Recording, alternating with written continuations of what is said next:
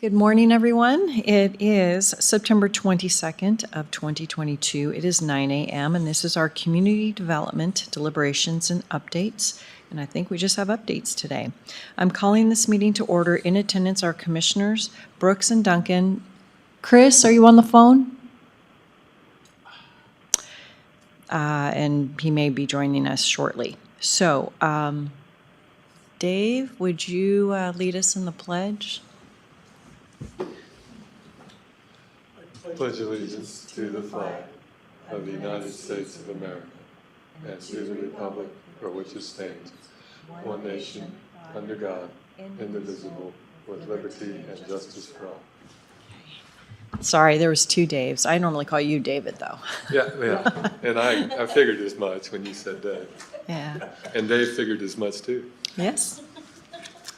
All right. Any changes to the agenda? Hearing none. No opening remarks. Any conflicts of interest? Okay. And our first business item is Goings Westcott Residence. And we have several, looks like permit numbers and violation number. And so, David, I'll let you lead us. Thank you, Commissioners. I wanted to have a dialogue with you because this sort of thing occurs all too frequently. I would estimate, depending on the year, as many as 3 or 4 of these in a year, so every 2 or 3 months, sometimes more.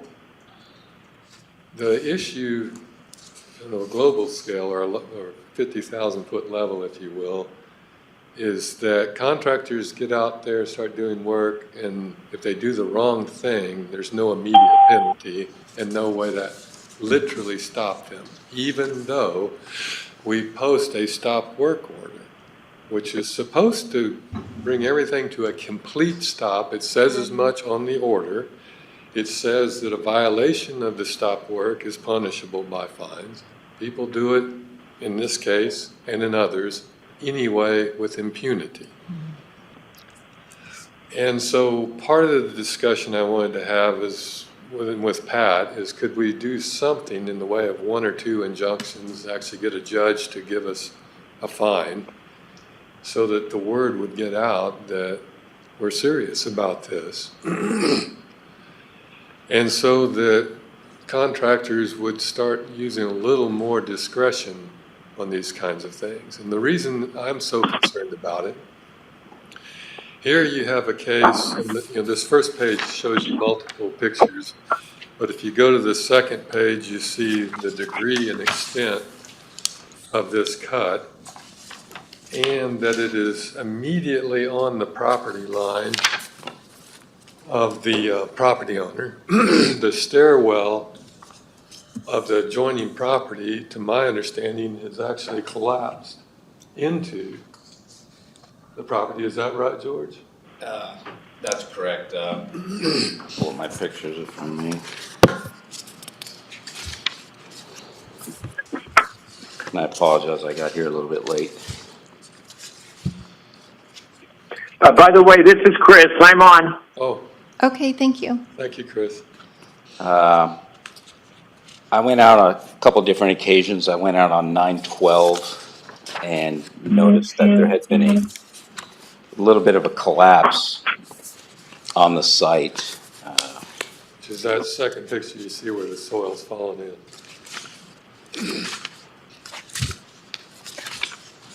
Well, George is looking, but my concern is not only for the workers on the site, because this is the sort of thing when I worked in other jurisdictions, people actually died. In the city of Dallas, we had a person die in the trenches, literally, from this sort of excavation that was unprotected. And there are typical and usual ways contractors have been shoring these things up since I was a boy.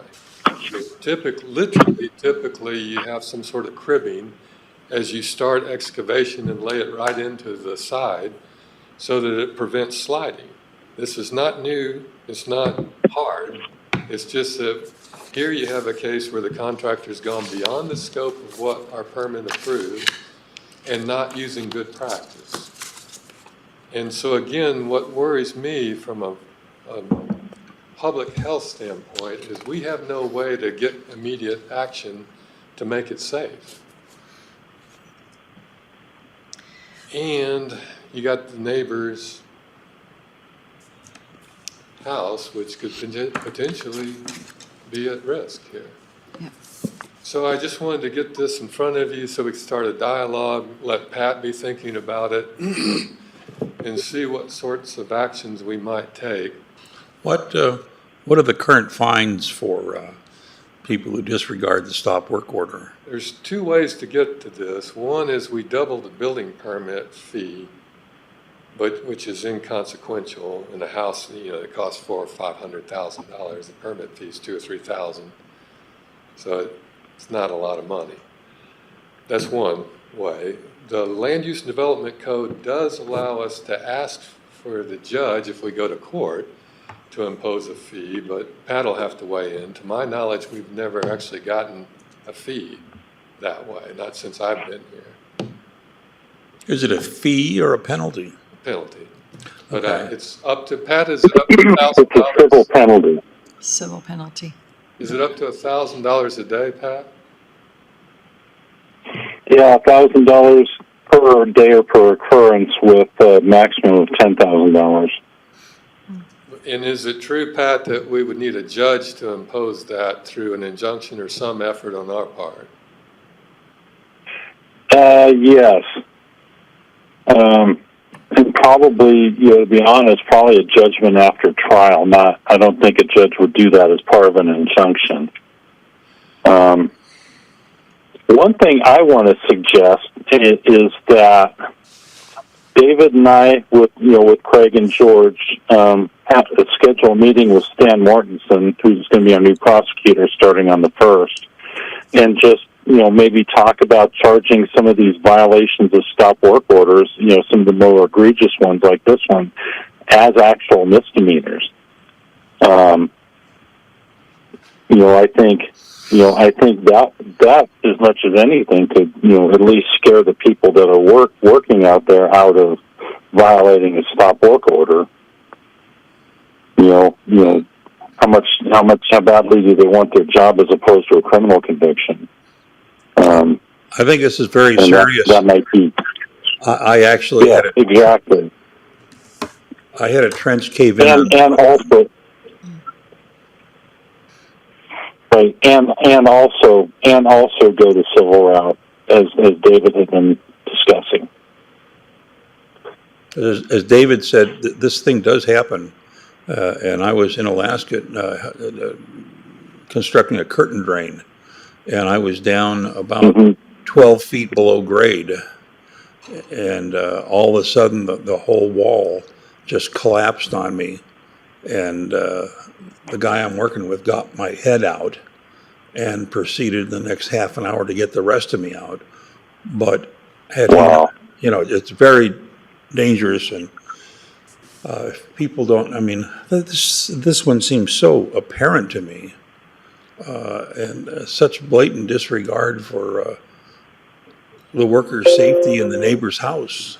Right. So have they stopped work on this particular? Well, as of the 13th, I went back out to basically document the site where it was at that time, and they are, they are posted in the case details photographs.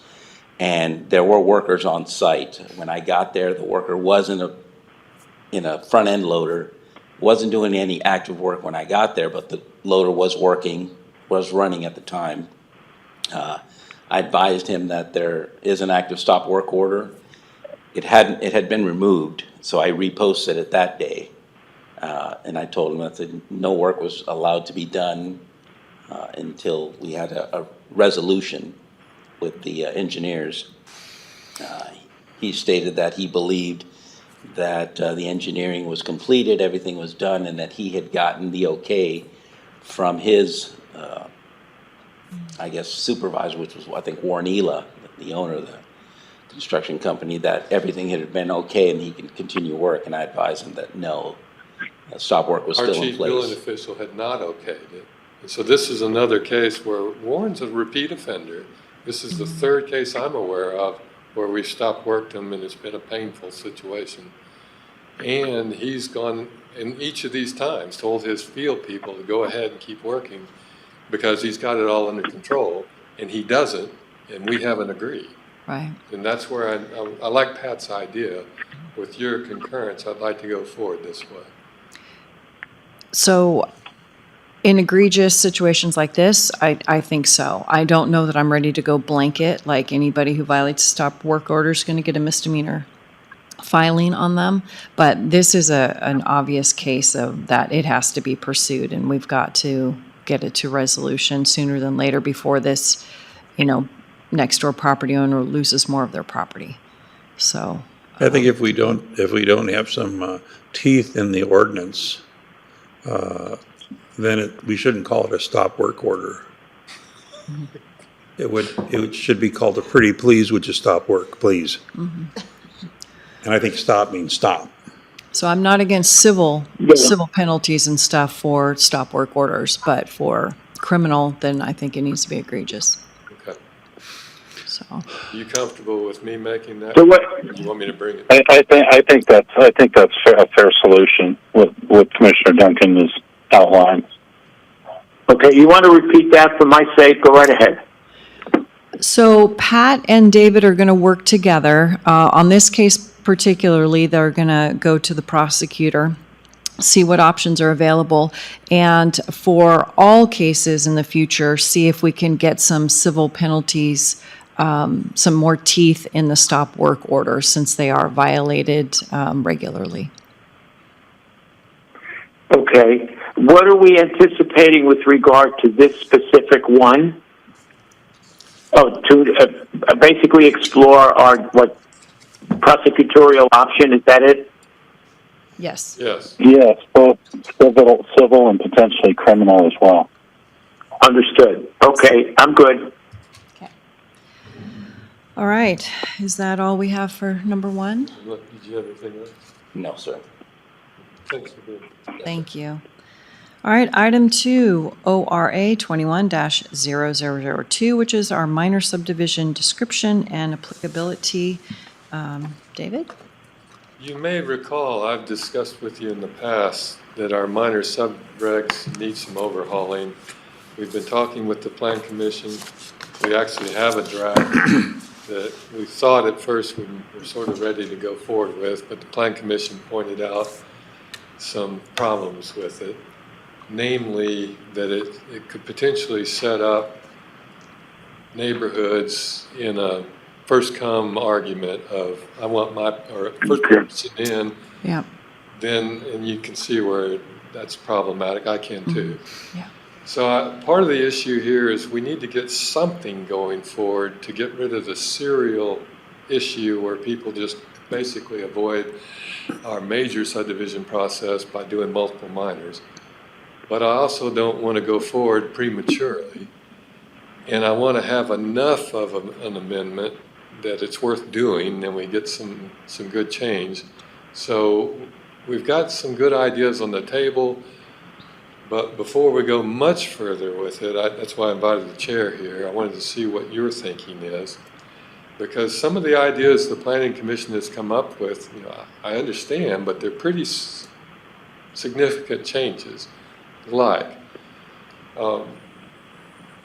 instead of a minor subdivision being 4 or fewer lots, one proposal we've discussed at Plan Commission level is only 2 lots. You can only do 2 lots as a minor subdivision. Part of the logic there would be that even if you did serial divisions, you wouldn't be able to do what we're doing now so much. And we would still have the language that Pat's written that prevents serial subdivisions. But 2 lots makes it truly a minor subdivision without any potential for it being a major. But that's a pretty huge change from 4 to 2, so I wanted your thoughts. Another idea. Okay. Go ahead, David. Go ahead. Okay. Yeah, so basically, just so that we're all on the same page, if that were to occur, that is to say the 2 lot limit, then anything beyond that is a major, and it comes before the BOCC. Yes, sir, that's the concept Yes. so far. Yeah, well, that's great. So that's a meeting a week. That's ridiculous. It's just ridiculous. But anyway, keep going. He's saying that Well, we I mean, would be overburdened with meetings. Yeah, absolutely. What if we put in something, to kind of mitigate that, where if it were 5 or fewer lots, it would still be the director's decision with a public comment period, as opposed to a public hearing before the county commissioners. Yeah, that part of it too. Right. Yeah. Thank you, that was actually, Or alternatively, the hearing examiner can make a decision with, the ability to appeal to the board. That could be another alternative. so I'm generally okay with that. What I don't want to happen is what I refer to as the torturous form of government that we have in Idaho, where you can't ever tell somebody no. Well, it's no, but you can do this, or you can do that. No, that needs to stop. So if you want to turn it over to the hearing examiner, what's this? Why a right to appeal? The answer is no. Otherwise, we're going to go down the same path. People are going to take advantage. We're going to be getting appeals. There's got to be some level of finality if you want to go that route. Otherwise, leave it alone at 4. That's my opinion.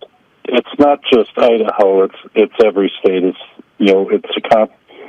due process. That differentiates us from the private sector, to be honest. I don't know how you get around. That. Currently, minor subdivisions are signed by the director, and with the right to appeal to the board. And very seldom do we actually get appeals that go all the way to the board. I think I've seen one so far. Since the Land Use Development Code was adopted. Has the Okay, fair enough. Go ahead. Has the Planning Commission done any public outreach with this change from 4 to 2? not yet, Okay, although all of our workshops are public. sure. Yeah, I think. Okay, so we sidetracked you, David. I think you were going to go on with some other options. Go ahead. There's a couple of things that we've discussed, and the chair's with me, Chris, so he can jump in too. But part of the concept would be to also amend the major subdivision process, as Pat was saying, so that it's shorter and more administrative. And so, for example, instead of the final plat coming to you with a checklist of everything being in it, we're thinking we'd work up an amendment so it would come to me. And that way save probably a couple of months and a lot of staff time. Well, maybe as much as 6 months. Anything that saves staff time and headache on the part of the property owner, I would definitely be in favor of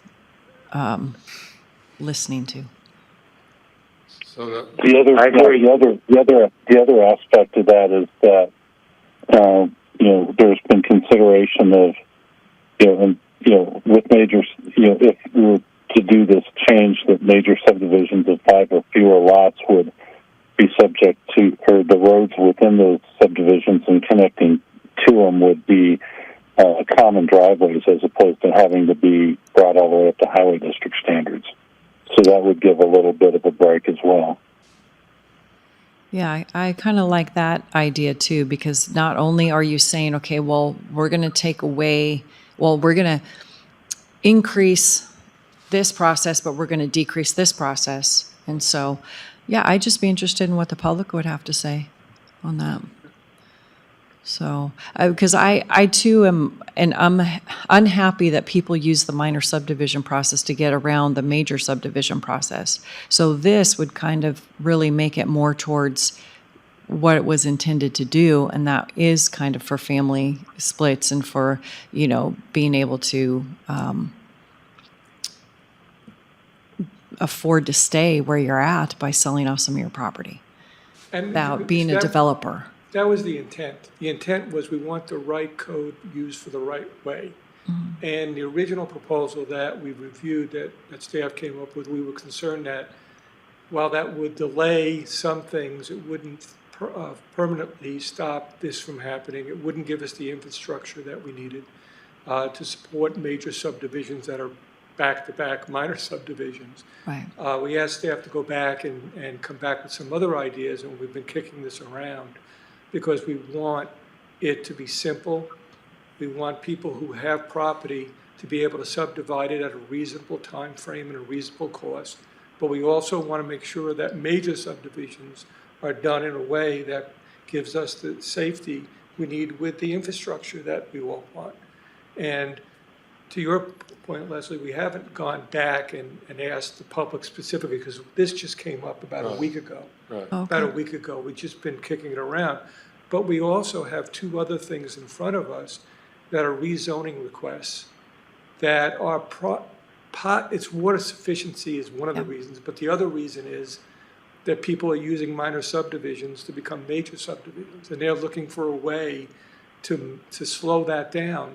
So if we can fix the minor subdivision, it may result in other things being done for reasons that maybe they shouldn't be done for. If that makes sense. People are We struggling. want to avoid unintended Yeah, consequences. Right. yeah, and I think 2016, the change on a minor subdivision has this unintended consequence. It was trying to liberalize it and make it easier, but we didn't think about, The serial aspect. right? Yeah. David, how many years do you have in planning and zoning? 41, How many years here in Kootenai County? 9, come November 4th. My feeling with the staff, you leading it, and the people here on the BOCC, I'm trusting you that you know more about this stuff than I do. And as much as you can approve or disapprove of these things, I'm very comfortable with that as one commissioner. Thank you. I am most comfortable. So David, Go ahead, Chris. yeah, thank you. So David, what is your recommendation? It's a little premature. I'd like the opportunity to continue the dialogue with the Plan Commission and with Pat's help, but I'm liking the notion of reducing the number of lots in the minor subdivision, eliminating the final plat as a board action, and, sorry, I got brain locked. There was another sort of no-brainer that seemed like easy pickings. Oh, was it the part about the small Yes. what would be the small major subdivisions being held to common driveway standards instead of highway district standards? Yes. Yeah. Thank you. Yes, so I'd have to agree with Leslie and Bill. It makes sense to me. Okay. You know, you're the one with the expertise. Your recommendation, I think, weighs heavily here. So I'm fine with it. Go right ahead, at least as far as I'm concerned. Okay, so continue the dialogue with planning and zoning. Yeah. The one point I do want to make, it did not emerge today. It has emerged in the past, and I think it's going back a year or so. When we had a meeting and the subject of making easier for familial splits, I'm going to be very blunt. I have no appetite for that. To me, either you have a right to subdivide, which is part of your bundle of rights, and it's irrelevant whether it's a family member or anyone else. So I think any consideration of a familial split, which, by the way, is very difficult to administer, should be just put aside. I didn't hear it come up today, so I'm assuming it's not a factor here. Am I correct? Chris, this is Dave Levine. The Planning Commission had the same concerns about that when we had the original proposal, would have allowed that. And our recommendation was not to move forward with that, at least on our initial, and this new proposal does not include that. for the reasons that you stated. I'm good with that. Thank you, Dave. Your right to subdivide should not be connected with your right to, or your right to reproduce. I mean, some people just don't have family, and they may want to subdivide for other reasons, but it seems to Sure. be pretty prejudicial to tie it to a family. Okay. Yep, that's clear direction, so thank you. Good. Okay. All right, That helps a lot, thank you. Thank you. okay. With nothing further, 9:25, meeting adjourned. Okay.